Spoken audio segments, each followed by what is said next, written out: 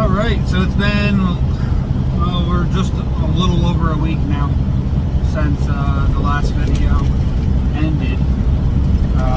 Everything's been going great with the Kingpin. I stopped a couple times that first day. Every time I stopped and checked on it, the biggest thing I was worried about was those pins that I was setting at 55 foot-pounds. And that was my biggest worry, was all the vibration and everything going down the road, that it would loosen up,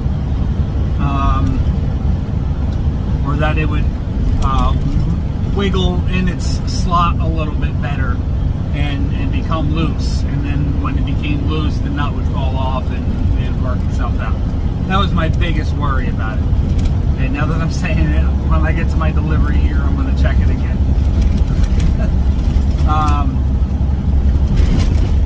But right now we're on a load going from P&G in Tunkhannock, Pennsylvania, going up here to Danvers, Massachusetts, to a Costco store. Got a 4:30 in the morning appointment. I don't know what's with Convoy, but every single one of their appointments are 30 minutes before the actual appointment. And I mean, I get it. They do it so that all the drivers that like to be late will, if they focus on being there at the time that they're given, then they'll definitely be on time. The problem that I have with it is that if we're there at 4:45 and then we're stuck there for 5 hours because we got there 15 minutes late to their time, then we don't get the detention, which again is understandable. But if the actual appointment isn't until 5 o'clock, then as long as I'm there before that appointment, that's when it should actually count.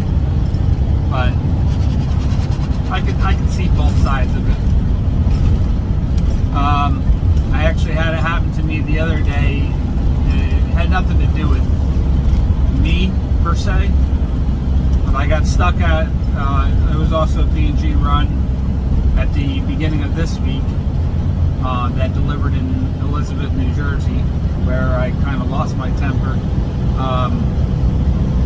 But I had gotten there like right at the time, and they showed that I was there 2 minutes late.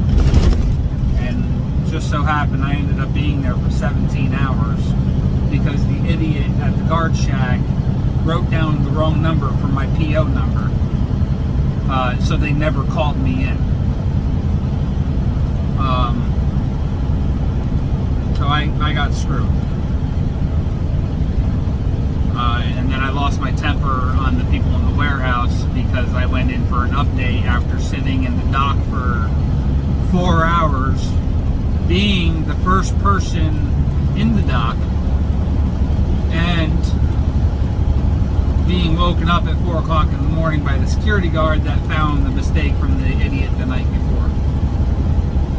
So I got woken up at 4 o'clock, and then I got woken up at 6:30 to get pulled into the door, and then maybe it was only 3 or 4, it was 3 hours. I got out of there like 10 something. They did not want to give me an answer. It was just we'll call you when we're all ready, when we're all done. Well, that's not acceptable. You don't make me sit in that freaking door when I'm the first one in the door and I'm seeing other people driving away. It doesn't work that way. So I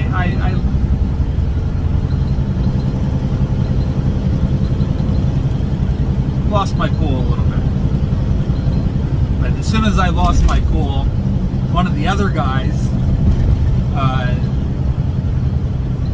said, "I'll be right back," and went down to my door, grabbed my paperwork, came back, got it signed, and got me out of there. Like, the other guy was just too much on his freaking high horse that he was in charge and was not willing to back down.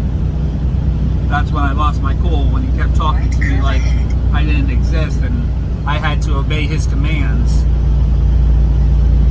That's when I lost it on him. But anyway, that's done and over with. I won't be going back to there again. That's the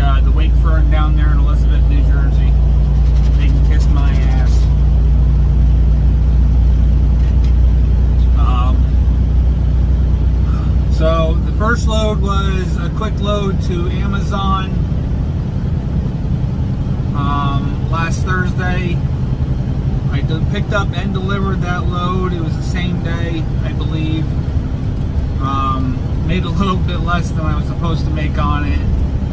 It was just the whole thing that I kind of messed up and didn't know that was going to be the reaction to how it worked out.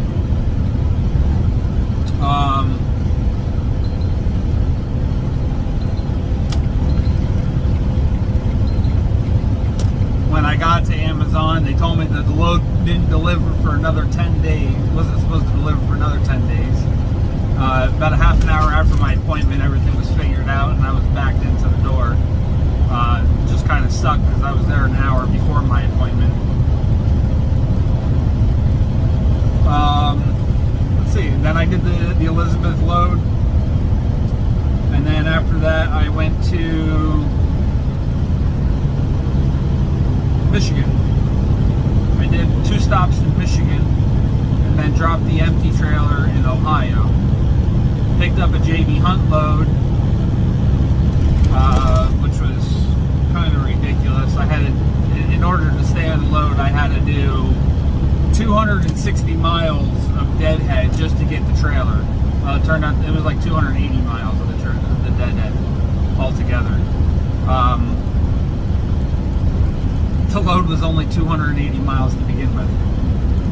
So I did double the miles for an extra $300. But it was either that or drop the load and not have anything. And loads were pretty scarce at that point. And honestly, it was all half deadhead and half empty miles. So it's not like it took a lot for me to do that. So the $1 a mile was... Technically, I was supposed to get 283 and he just gave me 300. So I'm not going to complain too much. It wasn't ideal, but it is what it is.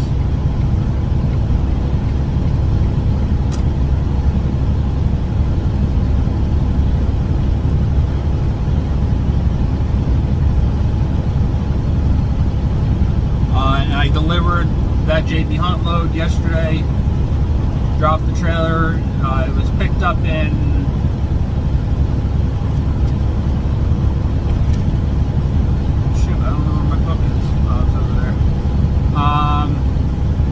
I want to say it was picked up in Canton, Ohio. That doesn't seem right. I'm on this side. I'm gonna open the book this way. Tunkhannock. So we're out Tavern. And then we did Wakefern and Elizabeth. And then we did PG to Costco in Bloomfield Hills, Michigan, and Cillian, Michigan. No, that's not right.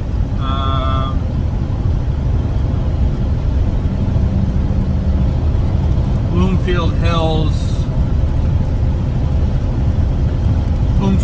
Michigan was the second stop. I don't remember what the first stop was.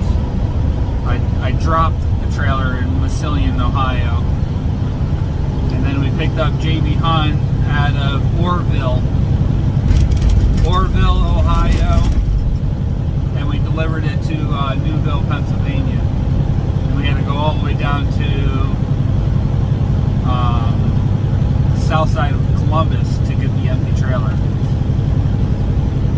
And then, like I said, on this load, we're Danvers, Massachusetts to Costco. And we got a 4:30, aka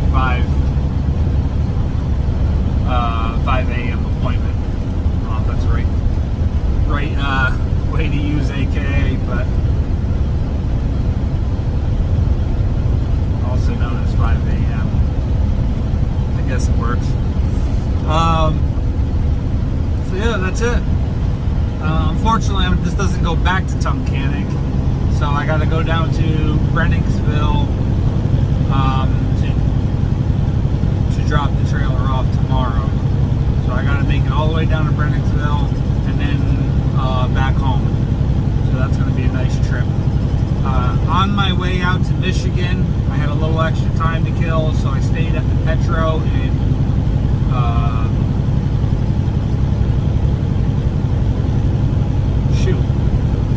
out there in Ohio, Toledo, Ohio, and I got the alignment done there, and it was off by a good amount.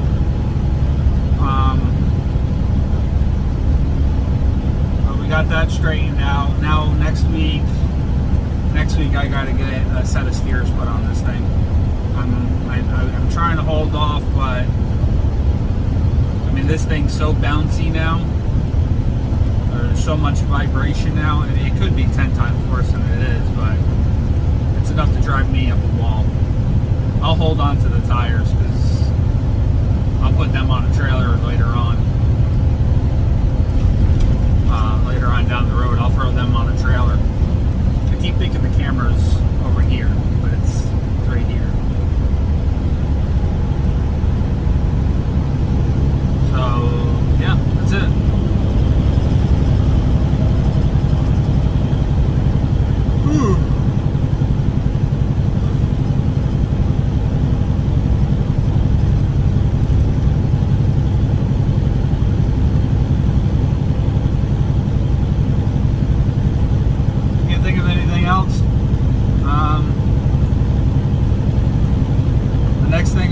Working on the truck in the next couple weeks is going to be, I'm going to replace the air compressor and the power steering pump. And the only reason I'm going to do the power steering pump is because it's right there with the air compressor.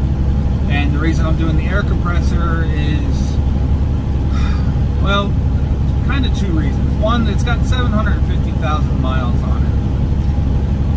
Two, I replaced everything else, at least the main line.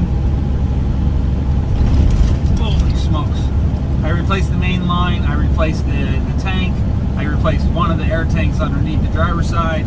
The other one I just cleaned up pretty good.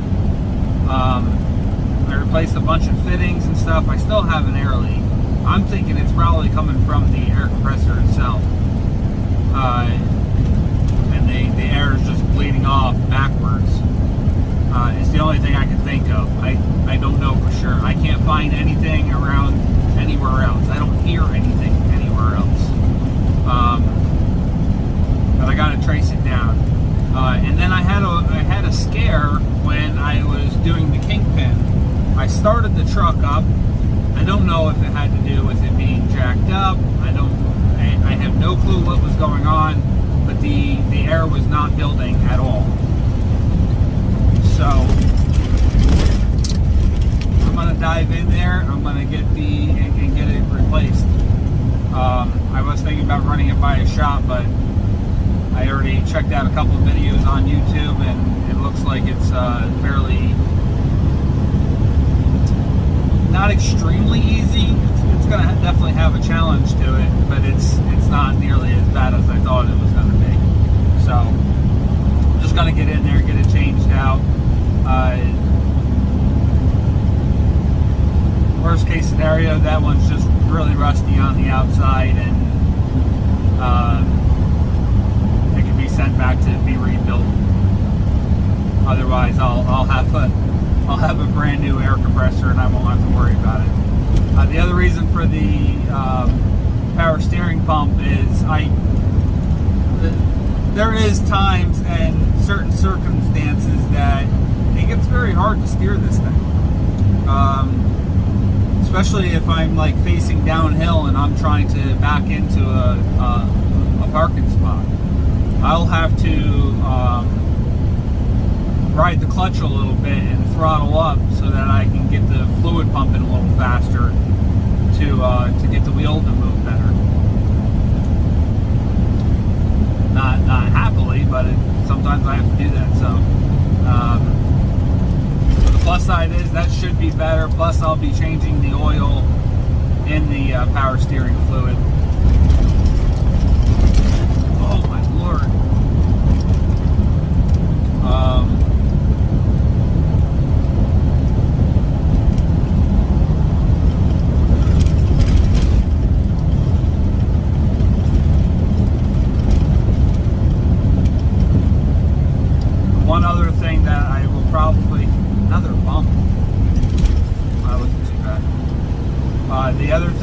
I will probably end up changing while doing the not the power steering, while doing the air compressor, is the one coolant line that goes to the air compressor. I changed it out a few years, not a few years, but a year or two ago. And it comes off the, I think, it comes off the front of the motor. It stops in front of the fuel pump, and then it goes to the air compressor, if I remember that correctly. That's not a guarantee, but it has 3 points that it connects to. In my understanding, there's an upgraded version of that, and they got rid of the middle port, so you just put a plug on that middle port and it goes from point A to point B. If that is the case, I will be changing that as well, because I do not want to see that thing go bad again. And it's the same design that I had that went bad, and that's there's two little metal brackets that go around that plastic hose that end up cutting, with the vibrations, end up cutting a little hole inside that tube. It's the same tube that I had blow out on me a few months back when my one box ended up going bad. That same plastic crap. The new one of that short one that went straight to the air compressor, that now has a rubber hose with the same clips on the end. So at the very least, I'd like to upgrade to a rubber hose so I don't have to worry about that anymore, at least for a long time. At the very least, this truck won't be mine by the time that becomes a problem again. So that's about it. As soon as I can find a trailer, I'm going to be hiring somebody to drive this truck and trailer.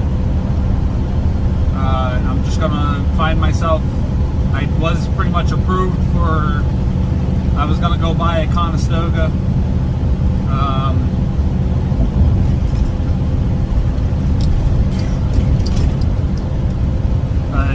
I'm not going to go with it anymore. The first driver that I hire on, I want them pulling either a dry van or a reefer. So I'm going to hold off. I'm going to go get the dry van or reefer. As soon as I find one, I'm hiring the driver, and then I'm going to buy the truck that I want. As far as that goes, that's going to remain for me to know and for you guys to find out. I know what I'm going for, I just don't know exactly what it is I'm getting yet. So that's in the future to come. Alright, so that's all I got. Thanks for watching, guys. Stay safe. And if I think of something else, I guess I'll tag it on here, but that's all I got for right now.